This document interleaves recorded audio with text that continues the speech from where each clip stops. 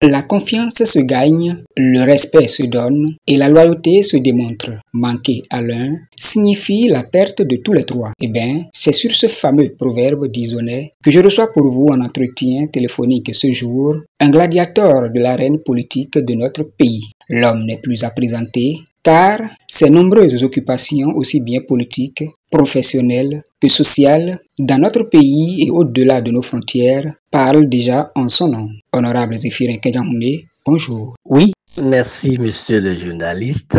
Merci de vous être intéressé à ma modeste personne pour intervenir sur quelques sujets d'actualité. Je rappelle au passage que vous occupez actuellement le poste de coordonnateur du Conseil économique et social du département du Zou. Alors, honorable Zéphirin Kenyahondé, il y a de cela quelques mois, plus précisément dans la nuit du 23 au 24 septembre 2024, le peuple s'est réveillé avec sursaut dû à une rumeur qui, grâce aux premières investigations faites par les autorités compétentes, s'est avérée.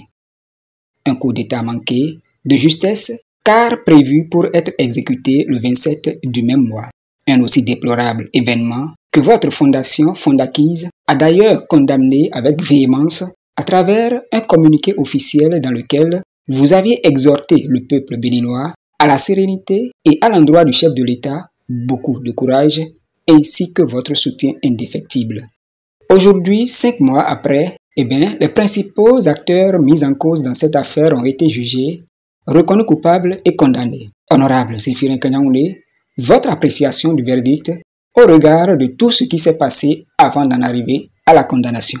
Monsieur le journaliste, c'est vrai que à l'éclatement de cette affaire, je crois, cela remonte au 24 septembre précisément, 24 septembre 2024. On a appris par les réseaux sociaux, les masses médias de façon générale, qu'on a arrêté 2 personnalités. Alors, moi, Zéphirin Kenyahondé, en tant qu'homme politique, toute modestie gardée, ayant déjà capitalisé plus de 30 ans d'expérience politique, ici chez nous au Bénin, comme ailleurs, je me suis fait l'obligation de faire un communiqué pour, dans un premier temps, demander aux uns et aux autres. Je voudrais parler de mes chers compatriotes, mes amis, mes sœurs, mes parents béninois et béninoises, les citoyens béninois et les citoyennes béninoises, de se calmer, de prendre leur mal en patience et d'attendre que la justice fasse son travail. Justice que nous connaissons très indépendante, fasse son travail. Dans un second temps, nous avons exhorté les populations à vaquer à leurs occupations et à réitérer, dirais-je, notre indéfectible soutien au chef de l'État, son Excellence Patrice Talon, qui, depuis bientôt 9 ans, est en train de travailler avec son gouvernement de façon inlassable pour changer le visage de notre pays.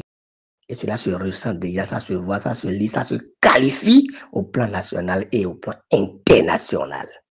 Aujourd'hui, les 2 personnalités, les 2 frères, ces amis que nous avons tous en commun, se révèlent coupables et condamnés par la justice. Vous savez, notre pays a une histoire en matière de renversement de l'ordre constitutionnel. Je vous rappelle que avant les années 90, le Bénin avait connu plusieurs régimes et de façon successive. Et tout le monde sait ce que c'est que renverser l'ordre constitutionnel. Donc, depuis cette conférence où nous avons désormais nous nous sommes engagés dans la voie démocratique, eh bien, on n'a plus jamais connu ça.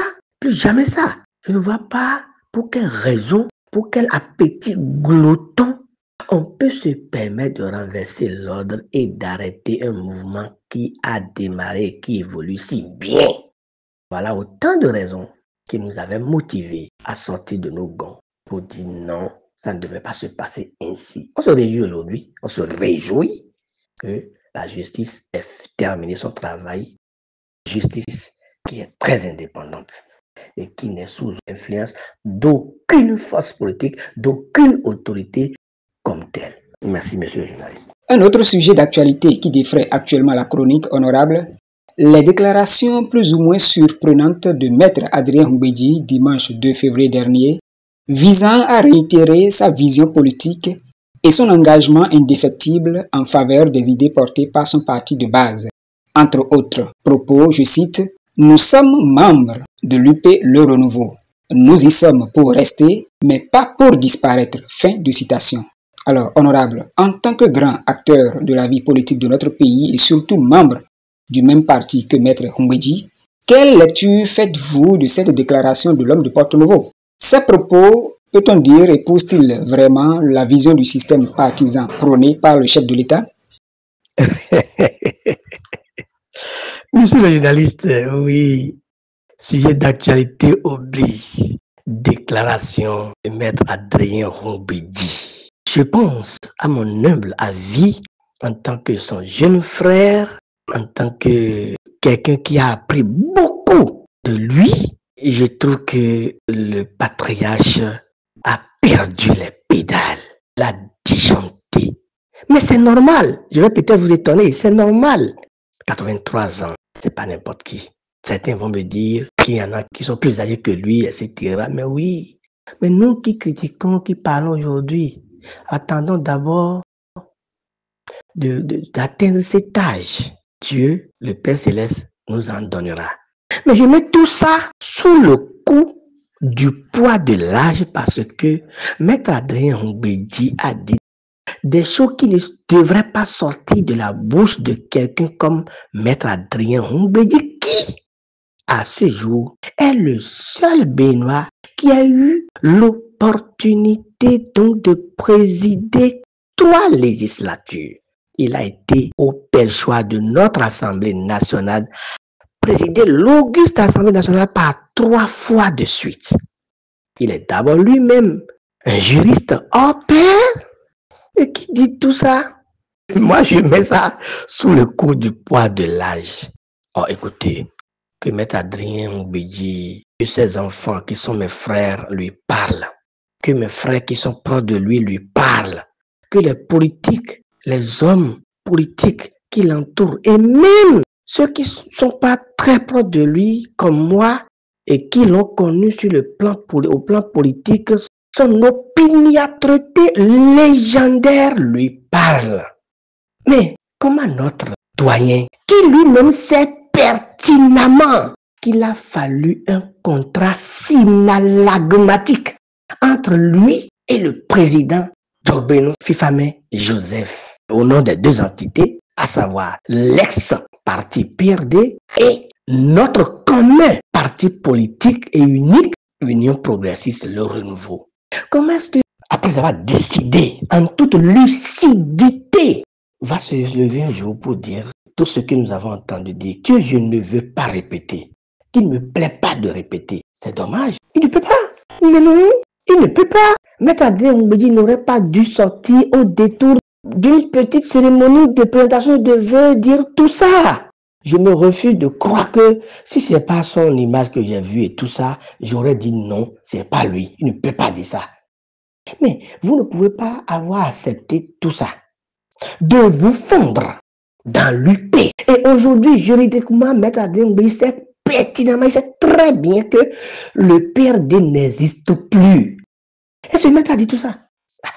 C'est un sujet d'actualité, vous m'abordez sur la question, mais moi, je ne veux pas avoir de réserve. Hein? Vous me connaissez, tout le monde me connaît pour mes opinions. Maître Adrien Humbedji est passé complètement à côté. Je suis sûr.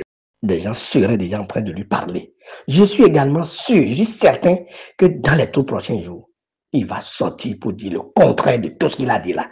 Non, il ne peut pas dire ça. Il ne peut pas se permettre, au regard du parcours élogieux qui est le sien, de sa connaissance, du droit, de l'expérience qu'il a acquise, se permettre de dire ce qu'il a dit là.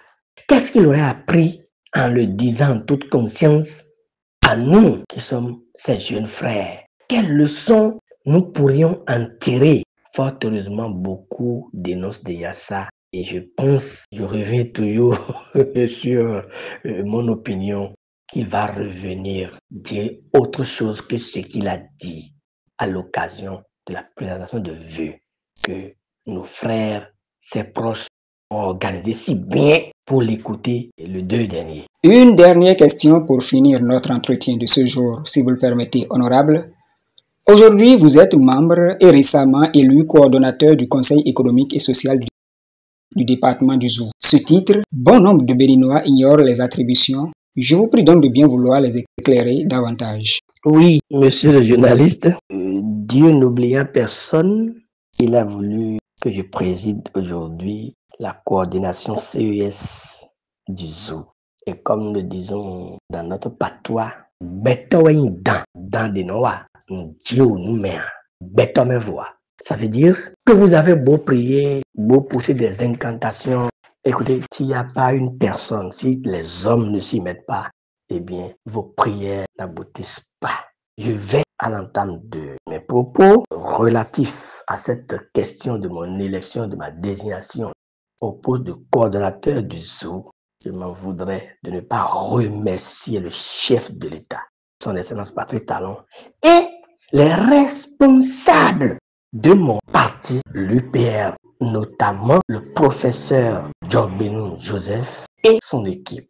Vous voulez savoir quel est le rôle du CES? L'article 139 de la loi 90-32 du 11 décembre 90 portant constitution de la République du Bénin dispose que, je cite, ouvrez les guillemets, le Conseil économique et social donne son avis sur les projets de loi, d'ordonnance ou de décret ainsi que sur les propositions de loi qui lui sont soumis.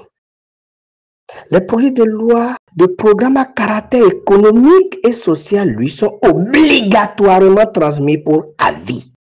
Le président de la République peut consulter le Conseil économique et social sur tout problème à caractère économique, social, culturel, scientifique et technique. Fin de citation, fermez les guillemets. C'est pour dire, monsieur le journaliste, donc le Conseil économique et social est une institution constitutionnelle d'équilibre chargée de veiller à la prise, à la prise en compte des légitimes aspirations de toutes les couches de la société dans, les projets ou programmes, de réforme à caractère économique, surtout, à caractère économique, social, culturel et technique. Vous saviez déjà que, à l'épreuve du temps, la structuration, la composition et le fonctionnement du Conseil économique et social ont progressivement érodé sa vitalité et sa visibilité. Si bien que ça n'accompagne plus tellement la société après une trentaine d'années. Donc, c'est pour cette raison-là qu'est intervenue la loi 2024-26 portant loi organique sur le Conseil économique et social qui a été adoptée le vendredi 21 juin 2024, si nos souvenirs sont bons, et qui d'ailleurs a insufflé une nouvelle oxygène à cette institution.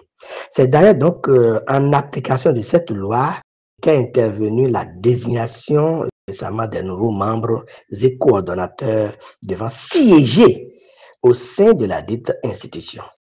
Le développement de notre pays tient tellement à cœur au chef de l'État qu'il n'a désigné que des gens en qui il fait confiance, surtout en la matière, et qui sont à même de jouer le rôle, de porter haut, de changer, de faire connaître cette institution au dernier Béninois. Merci, monsieur le journaliste. Honorable Zéphirin Kenyaoundé, merci.